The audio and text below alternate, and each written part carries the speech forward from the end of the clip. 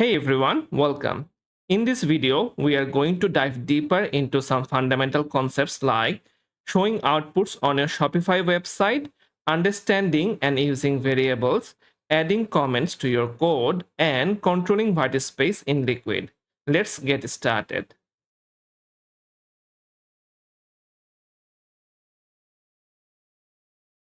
Go to the local installation of your theme file and open the folder. And from there, you need to open your command line or terminal. I will press Alt D on my keyboard and type CMD and press enter to open my command line. Here I will type code space dot to open the VS Code. Or you can open it like other apps on your computer. I will click VS Code to open. Let's add our project. Click on this open folder button and go to your installation directory. I will select my theme folder by clicking it and press this button. You can see some folders. Let's open the snippets folder and add a file. Let's click on this button and I will name this as variable.liquid. Press enter and I will add a h1 tag as a placeholder text. Let's press Ctrl S to save the file. Next, we need to render this snippet inside the theme.liquid file. So it shows up on the website. Navigate to the layout folder. Let's click and open it and double click the theme.liquid file. Press Ctrl F to search and type body, but don't close the tag. Here, we will add this tag and type render, then single quotation and variable. Press Ctrl S to save. I am on my command line or terminal, and from here I will start my development server. Be careful of one thing. On your terminal, you need to be inside your installation folder to run the server. You can see I'm inside my installation folder, Liquid Basics. From here, I will type Shopify theme dev, press enter.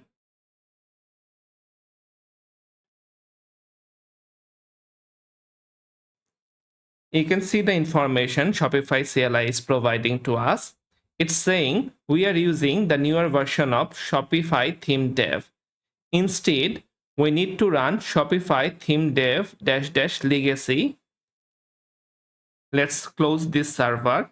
Press Ctrl C or Command C on your keyboard and type Shopify theme dev -- legacy. Press enter.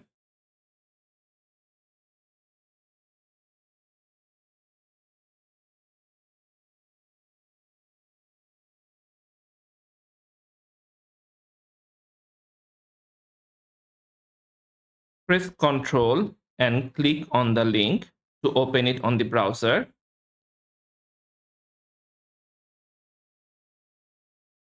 Enter your store password. Click enter. Our hello world text is rendering on the website.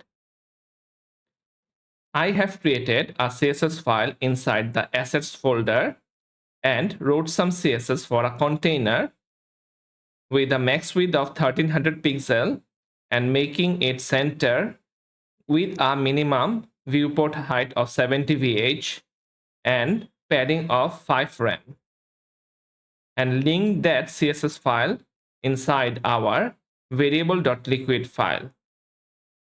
I have added a div with a class name of container and placed our h1 tag inside it.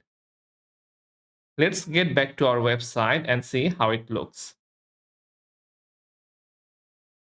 Let's minimize the Explorer menu by pressing Ctrl B on the keyboard, and I will change my layout. This will help us to see the changes while coding. Whatever we have in our code right now is pure HTML. Let's convert it to Liquid. I will cut this text and enter double curly brace and single semicolon, or you can use double semicolon, and paste the text. Let's change it and save.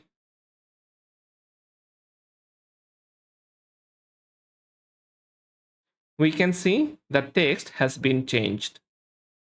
What is the role of double curly brace in Liquid? If you want to show any dynamic data on your website, you need to use double curly brace. Hypothetically, it acts like the one and only door to your website. If you want to show anything on your website, you need to use this double curly brace.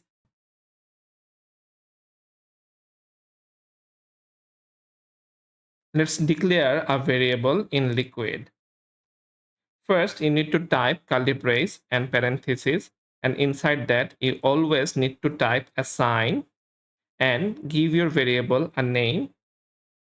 For example, phone name equals to, and the value you want to assign, iPhone 16 Pro, and save it. Now let's print it on our website. Phone name. Let's save it. Now the question is, what is a variable? In simple terms, a variable is like a digital container that stores information. Imagine a box where you can put something in, label the box, and refer to it as many times as you need on your website. In Liquid, we create variables using the assign tag, all the letters in lowercase. Why we use variables? Using variables is helpful when you need to reuse the same data multiple times on your website. This makes your code more flexible and reusable because instead of hard coding the values everywhere, you can just use the variable name. Let's create another variable, phone description, and I will use it multiple times on my website. Let's copy it and save. Now, if I have used variable and need to change the text, I can change it in a single place and my change will be reflected throughout the website. My code is easily maintainable and saves time and effort. There are few conventions we need to follow while naming the variable. First, we need to give our variable a meaningful name. Don't use single letters like ABC or XYZ as your variable name. You can't use special characters in your variable name or numbers at the beginning. Start with letters and then you can use numbers. But it's better to use letters only. Try to use unique names and avoid predefined liquid objects, because predefined liquid objects can be overridden by variables with the same name. In the programming world, there are various naming styles. You can follow any one of them. In Dawn theme, Shopify has used snake case. In snake case, all the letters need to be lowercase and separated each word by using an underscore. Here we have followed the snake case.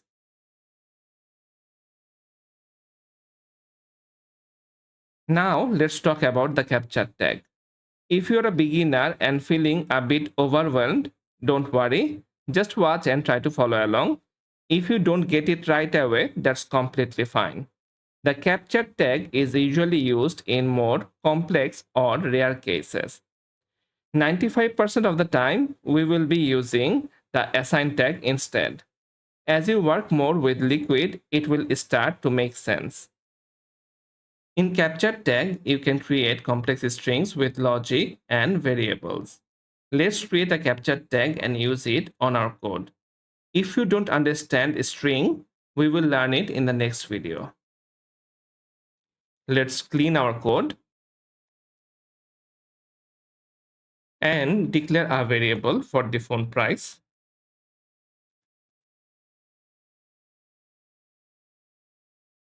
$9.99 and show it on our website. Let's save it. The price is printing on the website. Now I want to add a feature on my website. I want to show this phone price only to the logged in user. And if a visitor is not logged in, I want to show him that please log in to see the price. We can achieve that by using a capture tag. Let's create another variable. We are assigning a Boolean value to this variable. We will learn it later. What is a Boolean value? Now let's create a capture tag.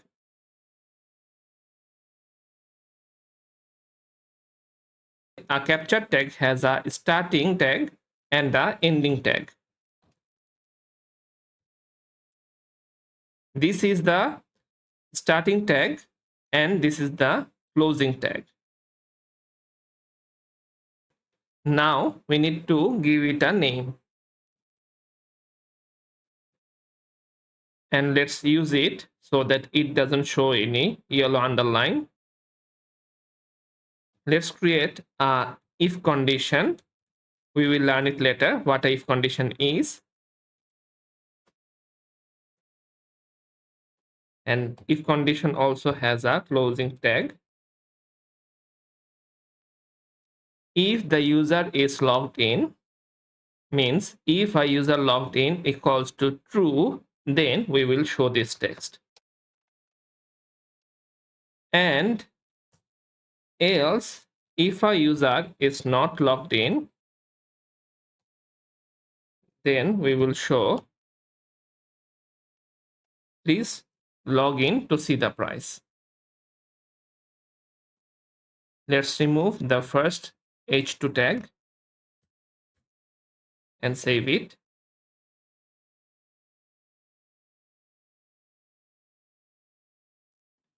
Let's imagine this Boolean value as a login or logout button. Right now, I'm logged in into the website and I can see the price. Let me click on the logout button. And I clicked on the logout button. Let's save it.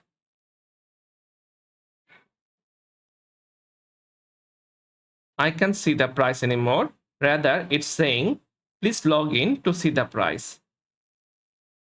Let's repeat what we have seen so far regarding the capture tag. The capture tag has a starting tag and a ending or closing tag. Here you need to write end capture. You need to give your variable a name and the value of this variable depends on this if condition. Another powerful feature of capture tag is it can contain HTML elements.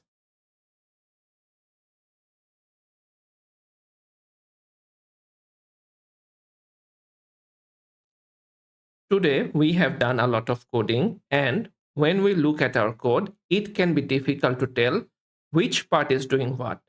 That's where comments come in.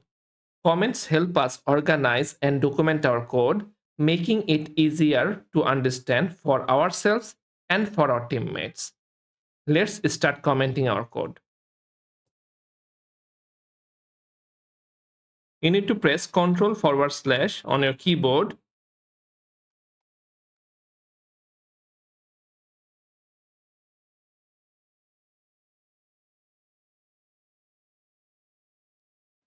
Everything inside this text will be ignored by the server and won't render on the website. Comments has another important usage. You can deactivate your code by commenting it out. For example, I want to keep this code but don't want to load it on the website. In that case, I can comment it out by pressing Ctrl// and save it.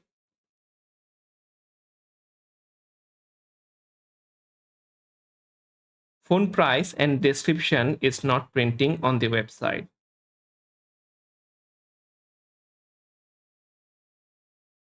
Let's get back to the point from where we started today.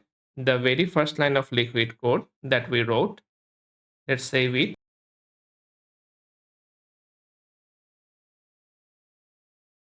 The hello world text is printing on the website. Everything is fine and normal. But let's console it. We can see a space at the beginning and at the end of the sentence. First, let's remove this space from the beginning. Add a hyphen and save.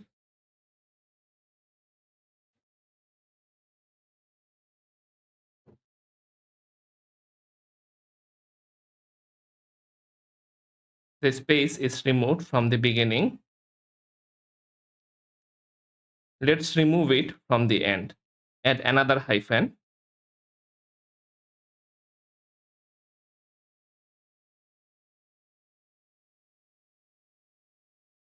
Now the space is removed from both the ends. We can also use hyphen with this tag either on one side or both sides. In this video, we have explored several key features of Liquid. We started by displaying the output on the website using double curly braces. Then we explored variables using the assign tag and capture tag. We also discussed naming conventions and best practices for variables. After that, I showed you how to add comments in Liquid to organize your code. Finally, we learned how to control whitespace. This wraps up the video. Thanks for watching.